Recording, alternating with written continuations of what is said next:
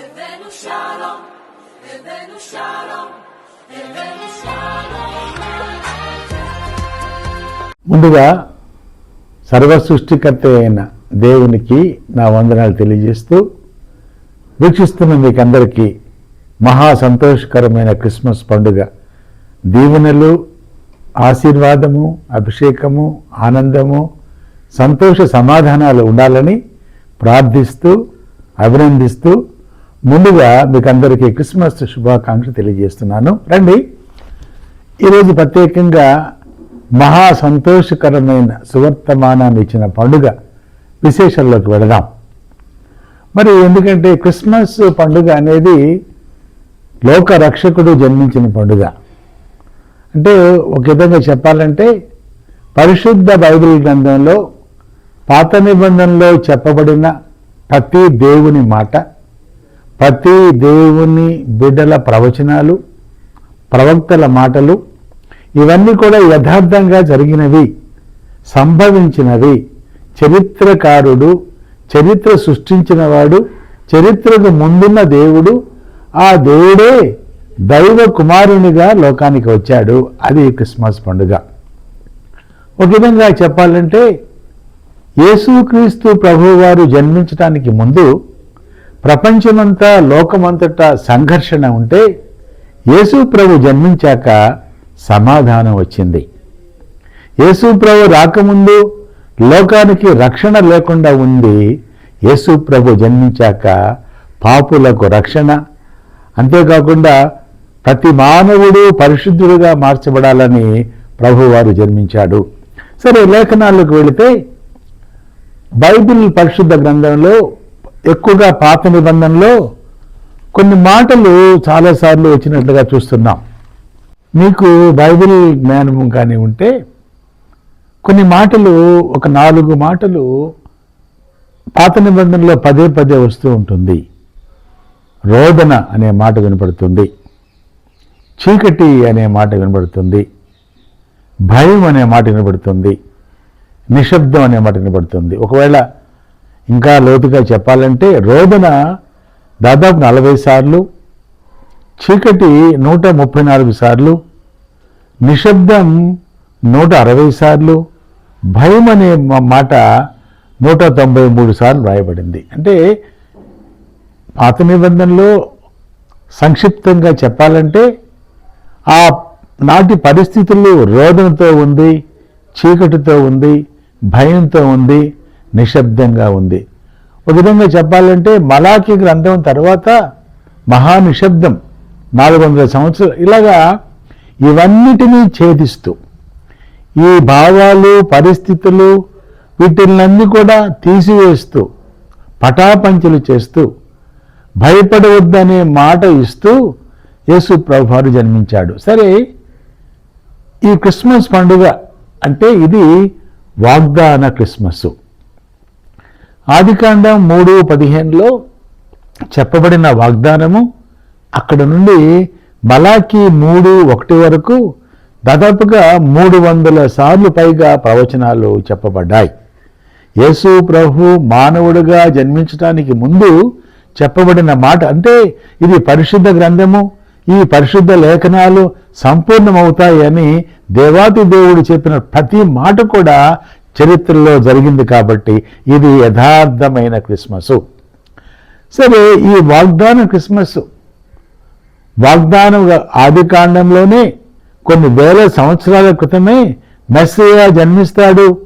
ఇది ఆయన మానవాళికి పాపక్షమాపణ, మానవాళికి పరిశుద్ధత, మానవాళికి పరలోక దర్శనం ఇస్తాడని స్పష్టంగా చెప్పబడిన ఏకైక పరిశుద్ధ గ్రంథము బైబిల్ గ్రంథం. సరే, పాత నిబంధనలో కూడా క్రిస్మస్ పండుగ ఉంది.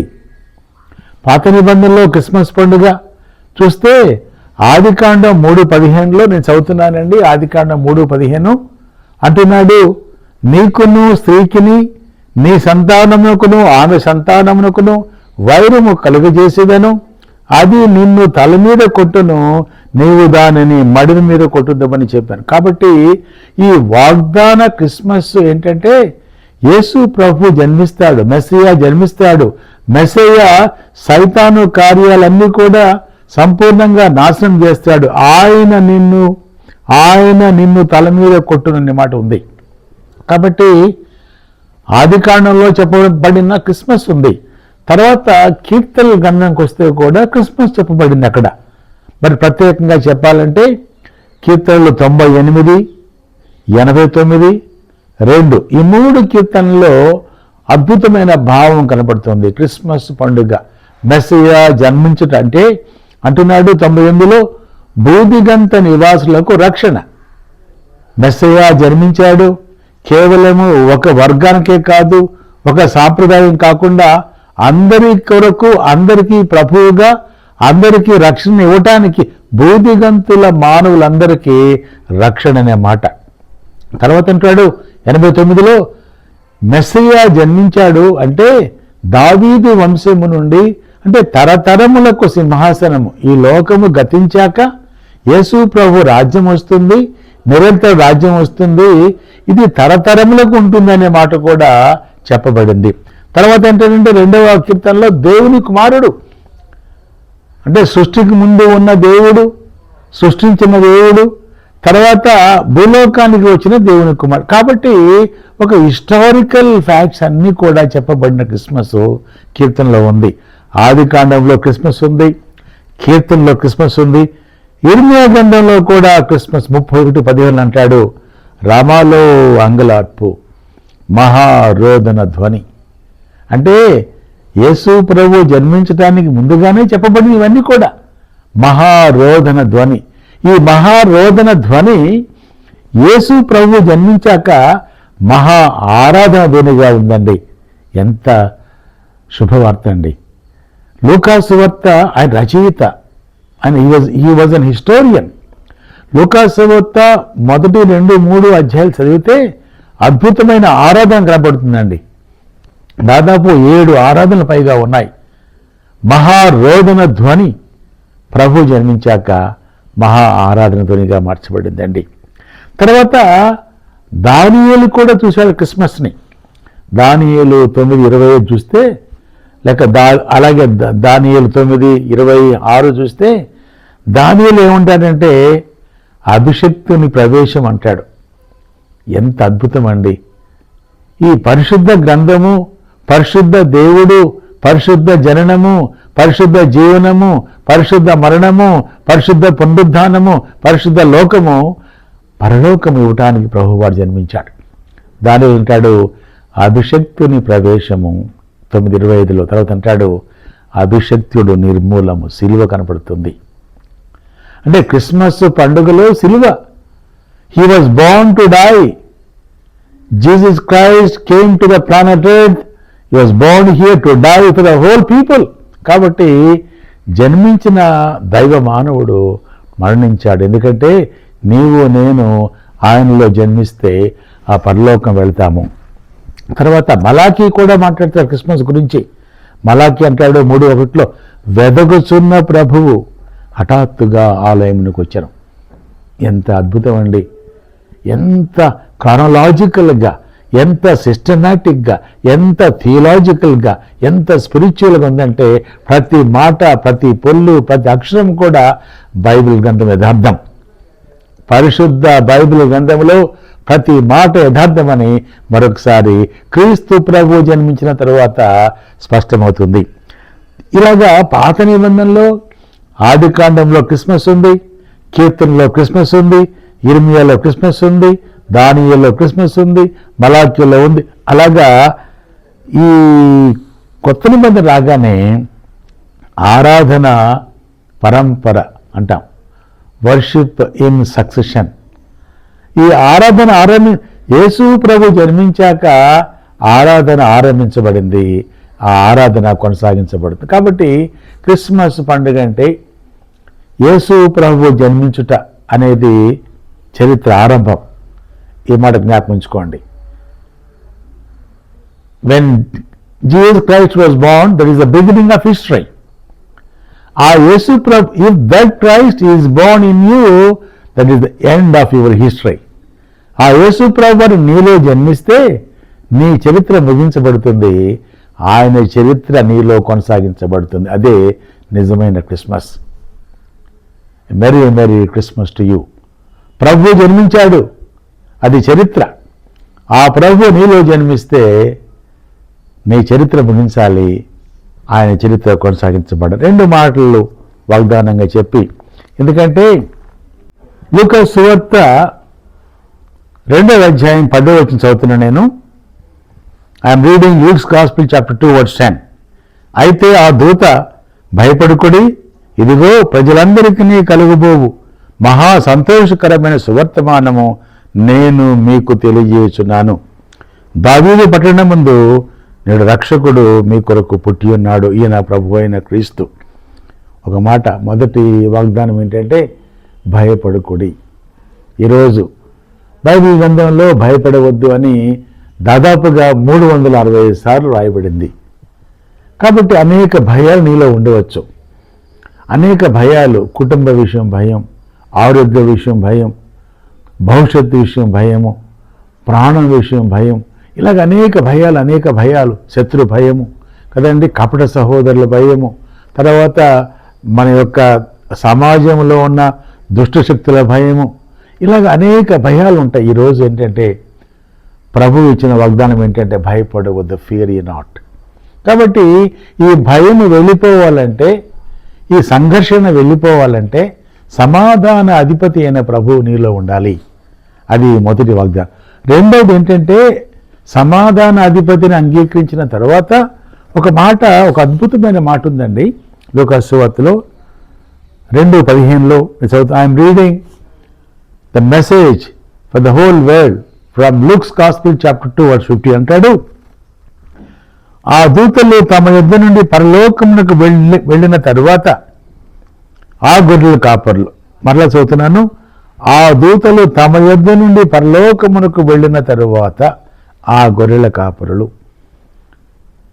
దీనిలో వర్తమానం ఉంది, ఒక బాధ్యత ఉంది, ఒక సవాలు ఉంది, ఒక క్రమశిక్షణ ఉంది, ఒక ఆజ్ఞ ఉంది నీకు నాకు. దూతలు వెళ్ళిన తరువాత.